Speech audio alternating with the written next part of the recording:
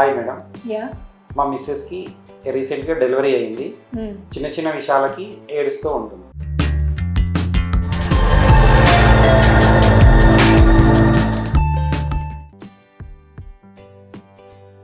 Okay. Yeah delivery అయ్యాక hormones అన్ని base లైన్కి వస్తుంటాయి అండ్ తనకి స్లీప్లెస్ నైట్స్ ఉంటాయి అండ్ రికవరీ అవుతూ పెయిన్ కూడా ఉంటుంది. సో దానివల్ల అన్నీ కలిపి కొంచెం ఎమోషనల్ ఫీల్ అవుతారు. దాన్నే పోస్ట్ పార్టం బ్లూస్ అంటాం. కంగారు పడకండి, అది డ్రామా కాదు, ఇట్స్ ఎ మెడికల్ రియాలిటీ. దానికి నేను ఏం చేయాలి డాక్టర్ గారు? యా మీరు ఏం చేయక్కర్లేదు, తనని జడ్జ్ చేయకండి, తనకి సపోర్ట్ ఇవ్వండి, ఒక హగ్ ఇవ్వండి, కొంచెం లవ్ ఇవ్వండి, కొంచెం కేర్ చేయండి. మీ సపోర్టే ఆమెకి best medicine. Supportive husband leads to fast recovery. Doctor గారు దానికి ఎంత టైం పడుతుంది? మీ పేషెన్స్, మీ టైం అండ్ మీ లవ్ వల్ల ఆమె త్వరగా రికవరీ అవ్వడానికి హెల్ప్ అవుతుంది. మీ పేషెన్సే మీరు ఆమెకి ఇచ్చే గిఫ్ట్. కొంచెం సహనం పాటించండి. రికవరీ కోసం రష్ అవ్వద్దు, రిలేషన్షిప్ని ప్రొటెక్ట్ చేసుకోండి. మేడం నేను కూడా టైర్డ్గా ఫీల్ అవుతున్నాను.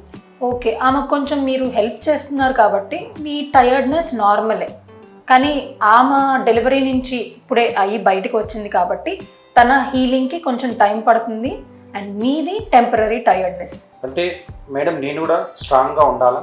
యా, స్ట్రాంగ్ అంటే సైలెంట్గా సఫర్ అవ్వడం కాదు, టీమ్ లాగా హ్యాండిల్ చేయడం. రాత్రంతా బేబీ ఏడవడం వల్ల మా ఆవిడకు నిద్ర లేదు మేడం. ఓకే, సో మీరు హౌస్ హోల్డ్ చోర్స్ అంటే ఇంటి పనుల్లో బేబీకి డైపర్ చేంజ్ చేయడం కావచ్చు, ఆర్ ఆవిడని బ్రెస్ట్ ఫీడింగ్ని పంప్ చేసి మీకు ఇవ్వడం కావచ్చు. అలా చేసిన ద్వారా మీరు బేబీకి ఫీడింగ్ పట్టించడం, ఇలాంటి చిన్న చిన్న విషయాల్లో తనకు కొంచెం హెల్ప్ చేయండి. ఆమెకి 1 గంట స్లీప్ ఎక్స్ట్రా ఇచ్చినా కానీ ఆమె బాడీ రికవరీకి చాలా హెల్ప్ చేస్తుంది. ఓకే డాక్టర్, నేను కూడా హెల్ప్ చేస్తాను.